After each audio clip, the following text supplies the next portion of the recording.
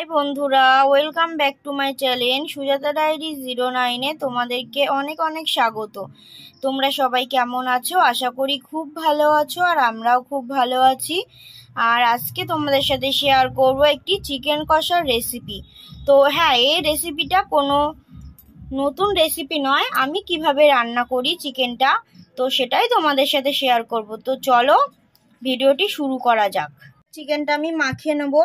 আর দেখো, এখানে চিকেন মাখানোর জন্য আমি নিয়েছি পেঁয়াজ কুচি, টমেটো কুচি, রসুন বাটা, আদা বাটা, ধনে বাটা, জিরে বাটা, লঙ্কা বাটা, কাঁচা লঙ্কা আর শুকনো লঙ্কা দুটো একসাথে বাটা।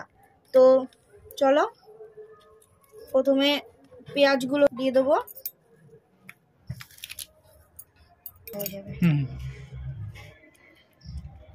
রসুন বাটা, আদা বাটা,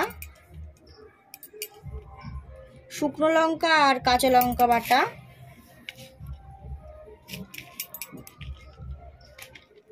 ধনে বাটা, জিরে বাটা, টমেটোটাও আমি এই সঙ্গে দিয়ে দেবো, লবণ, পরিমাণ মতো লবণ,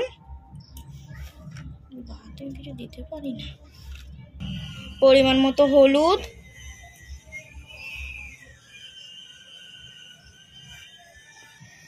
একটু কালারের জন্য সামান্য একটু লঙ্কার গুঁড়ো, কাশ্মীরি লঙ্কার গুঁড়ো 2 চামচের মতো দেব, সর্ষের তেল,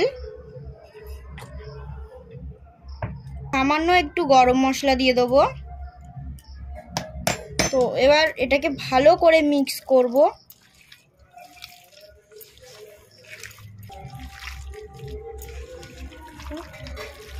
মাংসটাকে ভালো করে মাখিয়ে নিলে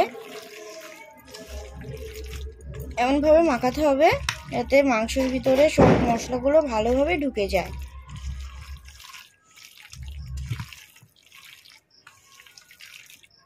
দেখো, আমার মাংসটাকে খুব ভালোভাবে মিক্স করা হয়ে গেছে সব মশলার সাথে। আর এবার আমি মাংসটাকে ঢাকা দিয়ে রাখবো 5 মিনিটের জন্য। ঢাকা দিয়ে আলুগুলোকে ভেজে নেব।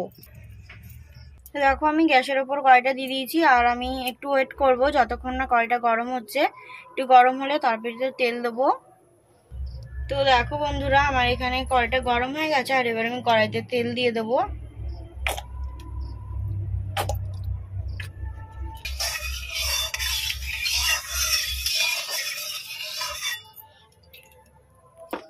এবার তেলের ভিতরে আমি আলুগুলো সব দিয়ে দেবো।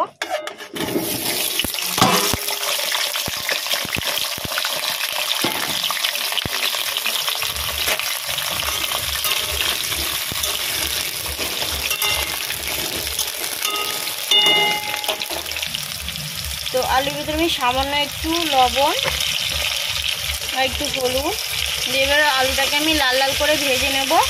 আমার আলুগুলো লাল লাল করে ভাজা হয়ে গেছে, তো এবার আমি তুলে নেব। ফোড়নের জন্য নিয়ে নিয়েছি দেখো, শুকনো লঙ্কা, গোটা জিরে, 3টে তেজপাতা, দারচিনি, লবঙ্গ আর 2-3টে এলাচ।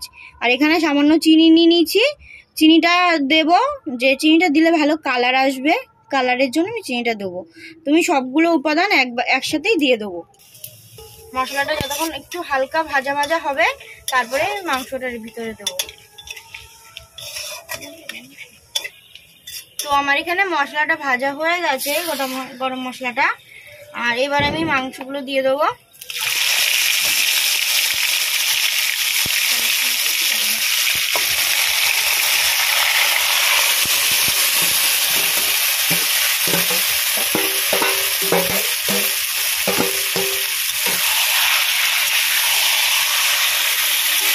মাংসটাকে আমি ভালোভাবে কষিয়ে নেব।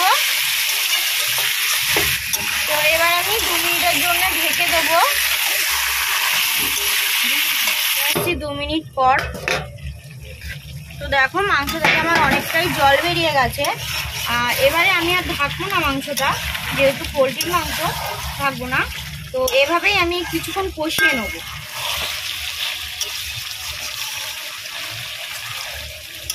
তো এবার আমি আলুগুলো দিয়ে দেবো। আলুটা দিয়ে আর 2 মিনিটের মতো ভালো করে নাড়াচাড়া করে নেব। তো বন্ধুরা দেখতেই পাচ্ছ আমার মাংসটা কষানো হয়ে গেছে, মাংস থেকে সম্পূর্ণ তেল ছেড়ে দিয়েছে।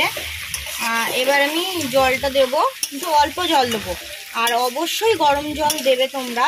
আমিও গরম জল দেবো। গরম জল দিলে টেস্টটা খুব ভালো হয়। তো আমি অল্প জল দেবো, বেশি জল দেব না।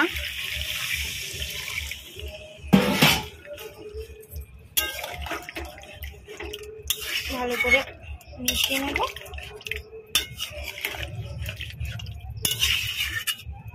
তো এবার ঢাকনাটা খুলে আমি ঝাল লবণটা একটু টেস্ট করে দেখবো।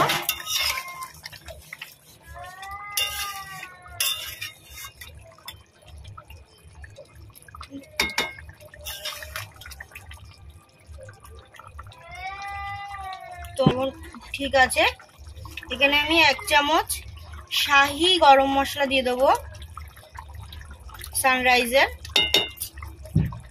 গরম মশলাটা দিয়ে আমি ভালো করে নাড়াচাড়া করে নেবো, মাংসটার সাথে পুরো গরম মশলাটা মিশে যায়। আর 2-4 মিনিট ফুটিয়ে নেবো।